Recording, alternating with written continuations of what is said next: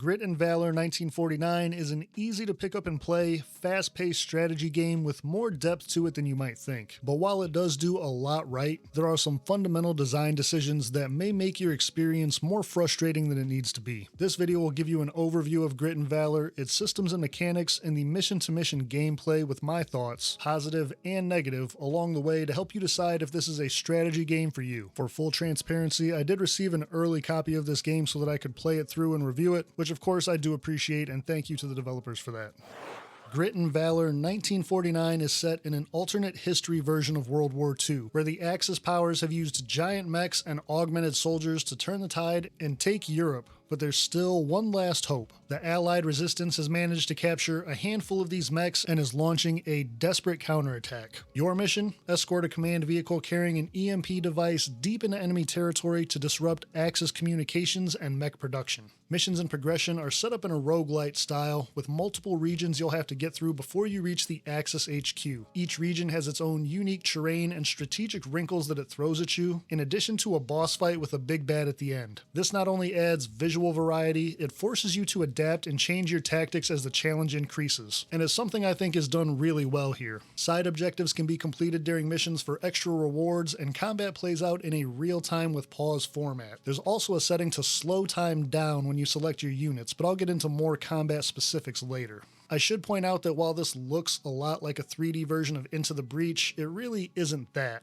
Grit Valor is not a puzzler type of game, and there are no rewinds or undos if you make a mistake or miscalculation. So with that in mind, what is the core gameplay loop here? Before each run, you'll select your mechs and pilots from what you have unlocked. There are 6 total pilots with their own individual special abilities like airstrikes, healing, or armor boosts, and you'll unlock these pilots by clearing out regions. Mechs, on the other hand, can be unlocked in any order by collecting blueprints from battles, giving you more flexibility in how you build your squad. Once selected, your squad deploys into the region of your choice where you'll navigate the traditional roguelite style path, choosing between different mission types, salvage shops for repairs and upgrades, and high-risk elite combats that offer better rewards but deadlier enemies. If you're feeling lucky, you can explore unscouted locations for random events, which could be anything from a hidden shop, a defecting Axis engineer lending a hand, or just an ambush that forces you to fight your way out. It's a nice risk-reward element that keeps each run unpredictable. The missions themselves take place on compact diorama-style maps, where enemy forces drop in by helicopter in 4 different waves. Your goal is simple: survive and eliminate every wave to progress, but if your command vehicle or all of your mechs are destroyed, it's game over.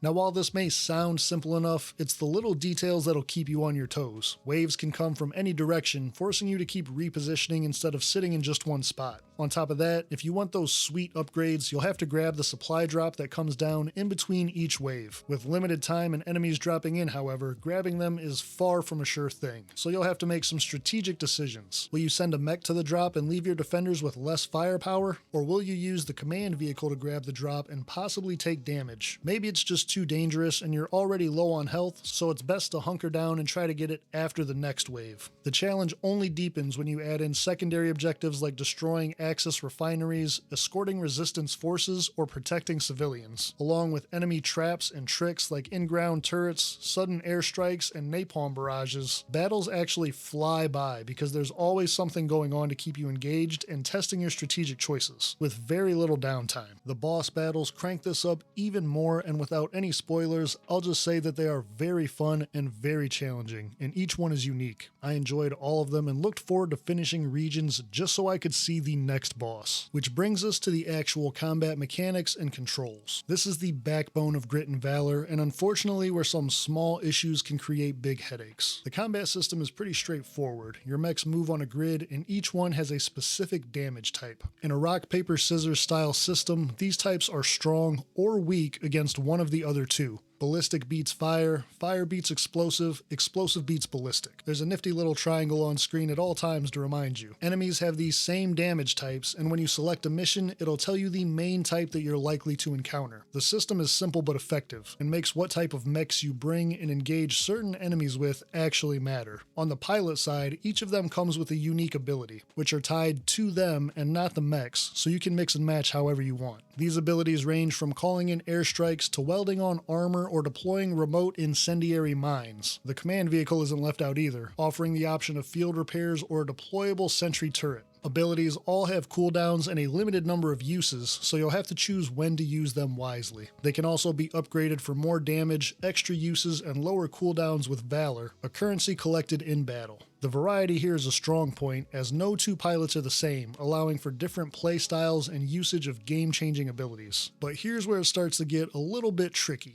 Your mechs cannot be ordered to attack directly, only move, and this leads to the auto-battler effect. You know, they'll attack something, but it's not what you wanted or expected them to, and sometimes they'll switch targets on a whim. They also cannot attack while moving, which means repositioning during an airstrike or enemy ambush often leaves you having to just eat damage. Terrain is randomly generated, and since waves rarely come from the same direction twice, you may get hung up on objects or having to take a longer way around while moving and being exposed and unable to attack. Hills and ramps are also a little bit quirky. You can't directly select them, so if you need to move down or up one in the heat of battle, it's just extra time, and most of the mechs are not fast at all. These mechanics encourage you to get into position and stay there as much as possible, and combined with the auto-battler style and waves of enemies, Grit and Valor can sometimes feel more like a glorified tower defense game. High ground is designed to give attack bonuses to whoever's holding it, and this makes a big difference, especially when paired with countering damage types. However, I did have a decent amount of times where my unit's line of sight on high ground couldn't see the enemy attacking it from low ground. This was especially noticeable around buildings or objects in the terrain, and since mechs can't attack move like standard RTSs, I would have to reposition my unit so it could see the enemy while taking damage the entire time.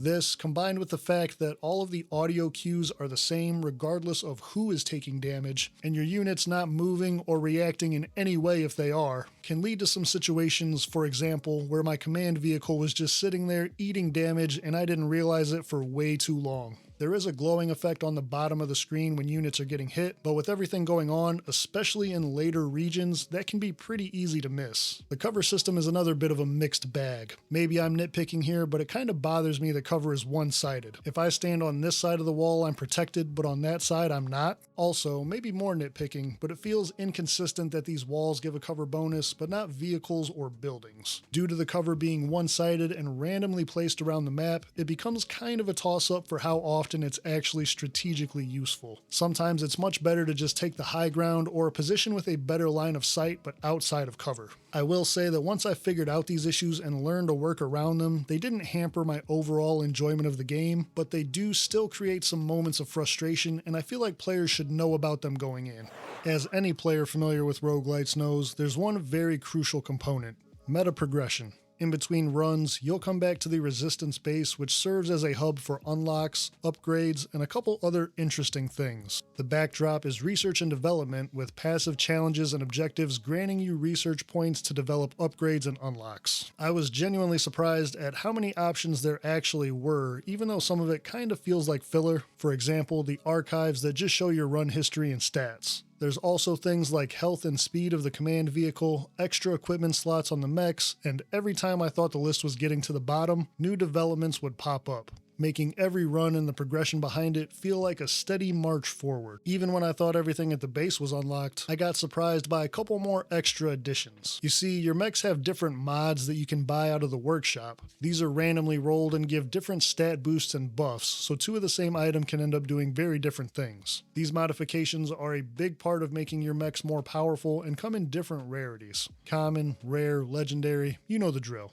Imagine my surprise when I found out that you can develop a forge that lets you combine and craft lower tier items into more powerful rarities. Each of these items then has a corresponding power level, and the overall power level of a mech will then allow it to be overclocked and add even more extra abilities. This is without even talking about the pilot ability upgrades and all the various buffs, status effects, and mods you get out of the supply drops. So yeah, there is a lot to work towards in this game. I'm personally not the biggest fan of roguelites, but this is one instance where I feel the formula is really done well, and it's a big part of why I worked through some of the issues mentioned earlier and kept wanting to come back. Overall, Grit Valor 1949 is a fast-paced, compact strategy game that'll keep you on your toes and is easy to get lost in. Fans of the roguelite style and progression will find plenty to work towards here, but there are some hang-ups with the combat mechanics that players may not prefer or get frustrated with. Despite those small issues, I did end up enjoying this game more than I thought I would, and I'd love to see what you guys have to say about it in the comments. For more strategy and tactics game coverage, check out the channel or click through the videos on screen now.